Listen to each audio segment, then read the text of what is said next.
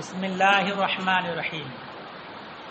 وعن سمرة بن جندب قال امرنا رسول اللہ صلی اللہ علیہ وسلم اذا كنا ثلاثة ان يتقدمنا احدنا. حضرت سمرہ ابن جندب سے روایت ہے، انہوں نے کہا کہ رسول اللہ صلی اللہ تعالی علیہ وسلم نے ہمیں حکم فرمایا اس بات کا، اذا کنا ثلاثۃ، جب ہم لوگ تین ہوں نماز پڑھنے والے، جماعت کے ساتھ نماز پڑھنے والے تین ہوں، تو حکم فرمایا ہے کیا، ان یتقدمنا احدنا، تو ہم میں سے کوئی آگے بڑھے. لہذا تین نمازی ہوں تو دو لوگ پیچھے رہیں، ایک آگے بڑھے. تو اس طرح نماز ادا کریں جماعت کے ساتھ. اور اگر امام کے ساتھ تنہا ایک آدمی ہے تو امام کی دائیں جانب وہ کھڑا رہے. اور ایک مسئلہ یہ بھی بتا دیں کہ اگر امام کے علاوہ دو ہوں تو سنت یہ ہے کہ امام آگے رہے، اور امام کے علاوہ اگر تین ہیں تو واجب ہے کہ امام آگے ہو. اب ہے بیچ میں ایک آدمی اور ایک طرف دو، ایک طرف ایک آدمی کھڑے ہو کے نماز پڑھیں گے تو ترک واجب ہوگا. اور جب بات آ گئی تو ایک مسئلہ اور سماعت کرنا. کبھی ایسا بھی ہوتا کہ ایک آدمی اکیلا نماز پڑھتا، دوسرا چاہتا ہے کہ ہم بھی ان کی اقتداء میں شریک نماز ہو جائیں، تو وہ ان کی دائیں طرف کھڑا ہو جائے. اور اگر امام کے ساتھ ایک آدمی پہلے سے نماز پڑھ رہا ہے، تیسرا آ گیا، تو صورت میں عام طور پر لوگ سمجھتے ہیں کہ امام کو دھکیل لیتے ہیں کہ آگے بڑھ جائیں. مسئلہ یہ نہیں ہے. اگر پیچھے جگہ خالی ہے تو صورت میں آگے اب جو تیسرا آیا ہے اس امام کے علاوہ اس دوسرے شخص کو اشارہ کر دے کہ وہ پیچھے ہو جائے، امام اپنی جگہ پر رہیں. اور اگر پیچھے جگہ نہ ہو تو امام کو اشارہ کرے آگے جگہ ہے تو امام آگے بڑھ جائے. اور اگر امام کے ساتھ دو آدمی پہلے سے شریک جماعت ہیں اور امام بیچ میں کھڑا ہو گیا، کیونکہ اس صورت میں امام کا آگے ہونا واجب نہیں تھا، اور امام آگے نہیں ہوئے، بیچ میں کھڑے ہو کے نماز پڑھانے لگے. اب کوئی آدمی چوتھا آ گیا تو ایسی صورت میں دو آدمی کا پیچھے ہٹنا یہ زیادہ فعل ہے، اور ایک آدمی کا آگے بڑھنا کم. تو امام کو اشارہ کرے امام آگے بڑھے اگر جگہ آگے ہے. تو امام کا آگے بڑھنا یہ کب ہے، جب امام کے ساتھ دو آدمی پہلے سے نماز میں ہوں اور امام کے ساتھ اکیلا ایک آدمی ہو تو اس اکیلے آدمی کو پیچھے ہٹایا جائے گا، ہے نا. ہاں. اور آج کل ہوتا کیا ہے کہ وہ آیا اور امام کو آگے بڑھتا، بعد میں کہتا ہے کہ سب آپ آگے نہیں بڑھے. ارے مسئلہ تو یہ ہے کہ ان کو مقتدی کو پیچھے ہٹانا چاہیے. اس حدیث کو امام ترمذی نے روایت. وعن عمار بن یاسر انہ اما الناس بالمدائن وقام على دکان یصلی والناس اسفل منہ. حضرت عمار ابن یاسر رضی اللہ تعالی عنہ سے روایت ہے، انہوں نے لوگوں کی امامت کی مدائن میں. مدائن ایک شہر کا نام ہے جو کسریٰ کی سلطنت میں کوفہ کے قریب تھا، اور ابن حجر نے کہا کہ ایک پرانا شہر ہے جو دجلہ ندی کے قریب تھا، بغداد کے. اب وقام علی دکان، تو حضرت عمار ابن یاسر اونچی جگہ پر کھڑے ہوئے، دکان کا مطلب بلند جگہ. وَيُصَلِّي النَّاسُ أَسْفَلَ مِنْهُ، اور لوگ ان کی اقتداء میں پڑھنے لگے نیچے، امام اوپر، حضرت عمار ابن یاسر اور لوگ نیچے. ابھی نماز شروع نہیں ہوئی، نماز کے لیے کھڑے ہوئے تھے. فتقدم حذیفہ واخذ علی یدیہ، تو حضرت حذیفہ آگے بڑھے اور ان کے دونوں ہاتھ پکڑے. کن کے؟ حضرت عمار ابن یاسر کے.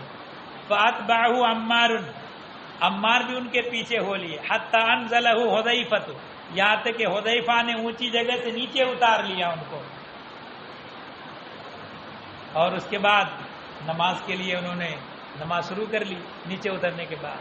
فلما فرغ عمار من صلاتہ، جب حضرت عمار نماز سے فارغ ہوئے، قال له حذیفہ، تو ان سے حضرت حذیفہ نے کہا، الم تسمع رسول اللہ صلی اللہ علیہ وسلم یقول، کیا آپ نے رسول اللہ صلی اللہ تعالی علیہ وسلم کو یہ فرماتے ہوئے نہیں سنا؟ کیا؟ اذا امر رجل القوم فلا یقم فی مقام ارفع من مقامہم، کہ جب کوئی آدمی قوم کی امامت کرے تو وہ کھڑے نہ ہو ایسی جگہ میں جو قوم کی جگہ سے بلند ہو، ایسی جگہ کھڑا نہ ہو. آپ نے یہ حدیث نہیں سنی؟ او نحو ذالک، یا اسی کے مثل کچھ الفاظ بدلے میں اسی کے مثل اور حدیث. فقال عمار، تو حضرت عمار نے کہا، لذالک تبعتک حین اخذت علی یدی، جس وقت آپ نے میرا ہاتھ پکڑا اسی وجہ سے میں تو آپ کی پیروی کی اور نیچے اتر گیا. تو ممکن ہے کہ جس وقت حضرت عمار کھڑے ہوئے نماز کے لیے تو اس وقت ان کے ذہن سے یہ حدیث ظہور کر گئی ہو.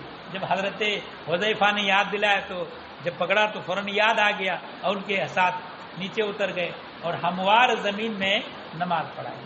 تو یہیں سے معلوم ہوا کہ امام کے لیے بلند جگہ میں کھڑا ہونا یہ درست نہیں ہے، مکروہ ہے، نماز مکروہ ہوگی. اب بلند کتنی ہو کہ نماز میں کراہت آئے، اس میں اختلاف ہے. بعض نے کہا قد آدم کے برابر اتنی جگہ ہو تو کراہت، بعض نے کہا ایک ہاتھ اونچی جگہ ہو تو کراہت کا حکم ہے.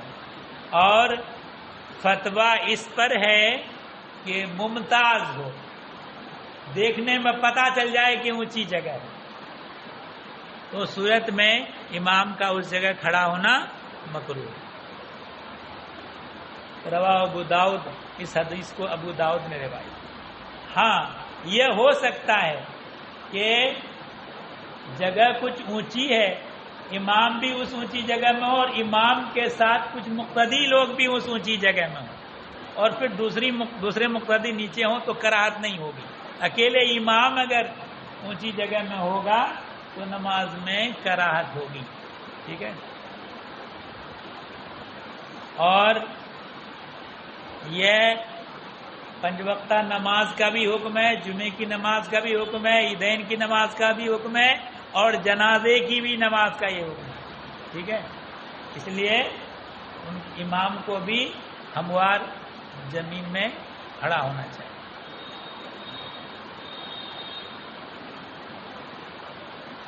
وعن سہل ابن سعد الساعدی انہ سئل من ای شیء المنبر، سہل ابن سعد ساعدی سے روایت ہے، انہ سئل، ان سے پوچھا گیا، من ای شیء المنبر، کہ منبر کس چیز کا تھا، کون سی لکڑی کا تھا منبر شریف. فقال ہوا من اصل الغابتی، کہا گیا ہے کہ جھاڑی کی اصل کا تھا منبر. اصل ایک درخت کا نام تھا اس زمانے میں، تو اصل جھاڑی جو گھنے جنگل ہوتے ہیں ان کو غابہ کہا جاتا ہے. تو گھنے جنگل کی جو لکڑی تھی اصل اسی سے بنایا گیا تھا. عملہ فلان مولا فلانۃ، یہ فلانی عورت کے جو مولا ہیں، مولا کہتے ہیں آزاد کردہ غلام. اور حضرت ملا علی قاری نے فلانا جو جس عورت کے وہ مولا تھے ان کا نام عائشہ بتایا. عائشہ وہ مطلب نبی کریم صلی اللہ علیہ وسلم کی زوجہ جو حضرت صدیق اکبر کی صاحبزادی ہیں وہ عائشہ نہیں، ان کے علاوہ دوسری عائشہ. مگر ان عائشہ کا نسب کیا تھا، ان کے والد کا کیا نام تھا، یہ نہیں ملتا. اٹھایا تو ان کے اس خاتون کے آزاد کردہ غلام نے بنایا رسول اللہ صلی اللہ تعالی علیہ وسلم کے. وقام علیہ رسول اللہ صلی اللہ علیہ وسلم حین عمل ووضع. تو رسول اللہ صلی اللہ تعالی علیہ وسلم اس پر کھڑے ہوئے جبکہ وہ بنایا گیا اور رکھا گیا. فاستقبل القبلۃ. اس پر کھڑے ہو کے قبلہ کی طرف متوجہ ہوئے.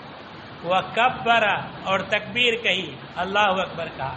وقام الناس خلفہ. اور لوگ ان کے پیچھے کھڑے ہوئے. فقرأ ورکع. تو نبی کریم صلی اللہ علیہ وسلم نے قرات کی اور رکوع کیا. ورکع الناس خلفہ.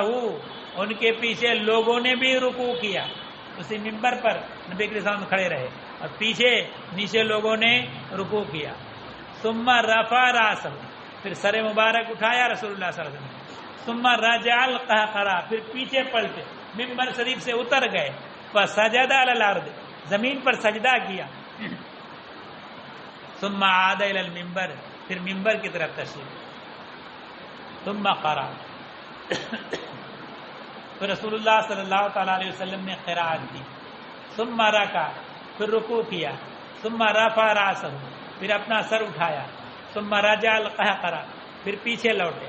حتی سجد بالارض. پھر دوبارہ جو سجدہ کیا دوسری رکعت کا تو زمین پر اترے، زمین میں سجدہ کیا. ھذا لفظ البخاری. یہ بخاری کے الفاظ ہیں. وہ فی المتفق علیہ اور متفق علیہ روایت میں یوں ہے، متفق علیہ روایت. وقال فی آخرہ. اس کے آخر میں انہوں نے یہ کہا کہ فلما فرغ اقبل علی الناس. جب نماز سے فارغ ہوئے تو رسول اللہ صلی اللہ تعالی علیہ وسلم لوگوں کی طرف متوجہ ہوئے. فقال ایھا الناس. اے لوگو، انما صنعت ھذا. میں نے جو یہ کیا کہ منبر پر کھڑے ہو کر اللہ اکبر کہا، قرات کی اور رکوع کیا اور رکوع سے سر بھی اٹھا لیا اور پھر اتر کر کے زمین پر سجدہ کیا. تو منبر پر جو ایسا کیا کیوں؟ تو کہا کہ انما صنعت ھذا لتأتموا بی. کہ تم میری پیروی کرو، تم دیکھو کہ نبی کریم صلی اللہ علیہ وسلم کیسے نماز پڑھو. تو نبی کریم صلی اللہ تعالی علیہ وسلم نے وہاں منبر پر کھڑے ہو کر جو ایسا کیا یہ اس لیے تھا کہ لوگ نبی کریم صلی اللہ تعالی علیہ وسلم کے طریقے نماز کو دیکھ لیں اور سیکھ لیں، ان کی پیروی کریں. وَلِتَعَلَّمُوا صَلَاتِي. اور اس لیے کہ تم میری نماز سیکھ لو. تو معلوم ہوا کہ اونچی جگہ پر کھڑا ہونا نبی کریم صلی اللہ تعالی علیہ وسلم کا تعلیم امت کے لیے تھا. وَعَنْ عَائِشَةَ قَالَتْ صَلَّى رسول اللہ صلی اللہ علیہ وسلم فی حجرته والناس یأتمون به من وراء الحجرہ. حضرت عائشہ رضی اللہ تعالی عنہا سے روایت ہے، انہوں نے کہا کہ رسول اللہ صلی اللہ تعالی علیہ وسلم نے اپنے حجرہ میں نماز پڑھی اور لوگ ان کے پیچھے اقتدا کرتے. حجرہ کے پیچھے سے ان کے لوگ حجرہ کے پیچھے سے ان کی اقتدا کرتے. تو ایک بات یاد رکھیے، یہاں حجرہ سے مسجد نبوی شریف سے جو بائیں طرف جو حجرہ شریف ہے وہ حجرہ شریف مراد نہیں ہے، بلکہ نبی کریم صلی اللہ تعالی علیہ وسلم نے مسجد نبوی شریف میں نفل نماز پڑھنے کے لیے چٹائی سے گھیر کر کے ایک چھوٹی جگہ بنا لی تھی. اس میں نبی کریم صلی اللہ علیہ وسلم نماز پڑھتے نفل نماز. تو اسی نفل نماز کے بارے میں، پنج وقتہ نماز کے بارے میں نہیں، تو نفل نماز کے لیے نبی کریم صلی اللہ علیہ وسلم کھڑے ہوئے تو اسی حجرہ میں تو لوگ ان کی اقتدا میں پیچھے نماز پڑھنے لگے، نفل میں اقتدا کر لی ہے نا. تو یہ اسی حجرہ کا ذکر ہے. یہ جو حجرہ شریف ہے وہ چونکہ قبلہ وہ وہاں شمال کی طرف ہے اور حجرہ اس طرف ہے، تو ادھر نماز پڑھنے میں وہاں اقتدا کرنے میں نہیں ہو پائے گا، چونکہ دروازہ تو داہنے سائڈ میں ہے اور اقتدا کریں گے تو پیچھے دیوار تھی حجرہ شریف کے، تو اقتدا صحیح نہیں ہو سکتی، اس لیے وہ حجرہ مراد نہیں ہے۔ اور پھر اگر وہ حجرہ مراد ہوتا تو حضرت عائشہ فی حجرت ہی نہیں کہتی، فی حجرتی کہتی کہ میرے حجرہ ہے۔ مگر یہ حجرت ہی کا مطلب ہے کہ رسول اللہ صلی اللہ علیہ وسلم نے اپنے حجرہ میں، اپنے حجرہ سے مراد وہی حجرہ جو مسجد نبی شریف میں چٹائی سے گھیر کر کے بنایا گیا۔ روا ابو داؤد، اس حدیث کو ابو داؤد نے روایت کیا۔ وان ابی مالک الاشعری قال الا احدثکم بصلاۃ رسول اللہ صلی اللہ علیہ وسلم۔ حضرت ابو مالک اشعری سے روایت ہے، انہوں نے کہا کہ کیا میں تمہیں بیان کر دوں بیان نہ کروں رسول اللہ صلی اللہ علیہ وسلم کی نماز؟ قال، تو انہوں نے کہا اقام الصلاۃ، نماز کی اقامت کہی، وصف الرجال، لوگوں نے سب بندی کر لی، وصف خلفہم الغلبان، تو سب بندی جو کی تو مردوں کی سب پہلے، غلمان غلام کی جمع، غلام سے مراد وہ غلام نہیں، عربی میں غلام کہا جاتا لڑکوں کو، نومر لڑکوں کو غلام کہا جاتا ہے، تو نومر لڑکے ان مردوں کے پیچھے انہوں نے سب بندی کی۔ ثم صلی بہم، رسول اللہ صلی اللہ تعالیٰ علیہ وسلم نے ان کو نماز پڑھائی، فذکر صلاتہ، ثم قال، پھر اپنی نماز کا ذکر کیا، یعنی حضرت ابو مالک اشعری نے، اور کہا ہاکذا صلاۃ، اسی طرح تھی نماز رسول اللہ صلی اللہ علیہ وسلم۔ قال عبد الاعلی نے کہا لا احسبہ الا قال امتی، میں گمان نہیں کرتا مگر یہ کہ انہوں نے کہا امتی، یعنی اسی طرح میری امت کی نماز ہے، کہ رسول اللہ صلی اللہ علیہ وسلم نے جو فرمایا تو اسی طرح میری امت کی نماز ہے۔ اور یہ بات انہوں نے اس لیے حضرت جو صحابی رسول تھے حضرت ابو مالک اشعری نے یہ بتا دی تاکہ لوگوں کو معلوم ہوا کہ رسول اللہ صلی اللہ علیہ وسلم کی امتوں کی نماز ایسی ہونی چاہیے۔ روا ابو داؤد۔ وان قیس بن عباد قال بینا انا فی المسجد فی الصف المقدم، حضرت قیس ابن عباد سے روایت ہے، انہوں نے کہا کہ جو ہی میں مسجد میں پہلی صف میں تھا، یہ قیس ابن عباد نومر تھے، یہ پہلی صف میں کھڑے ہوئے، فجبزنی رجل من خلفی جبزۃ، تو انہوں نے خود کہا یہ قیس ابن عباد نے کہ ایک آدمی نے پیچھے سے مجھ کو سختی سے کھینچا، فنحانی، مجھ کو وہاں سے ہٹا دیا، وہ قام مقامی، اور میری جگہ وہ کھڑے ہو گئے، یعنی اس سب سے ہٹا کر کے کھڑے ہو گئے۔ فواللہ ما عقلت صلاتی، اس کھینچنے کی وجہ سے ان کے اوپر ایک ایسا اثر پڑا کہ وہ کہتے ہیں کہ ما عقلت صلاتی، میری نماز کا مجھے شعور ہی نہیں رہا کہ کیسے رکوع کرتا ہوں، کیسے سجدہ کرتا ہوں۔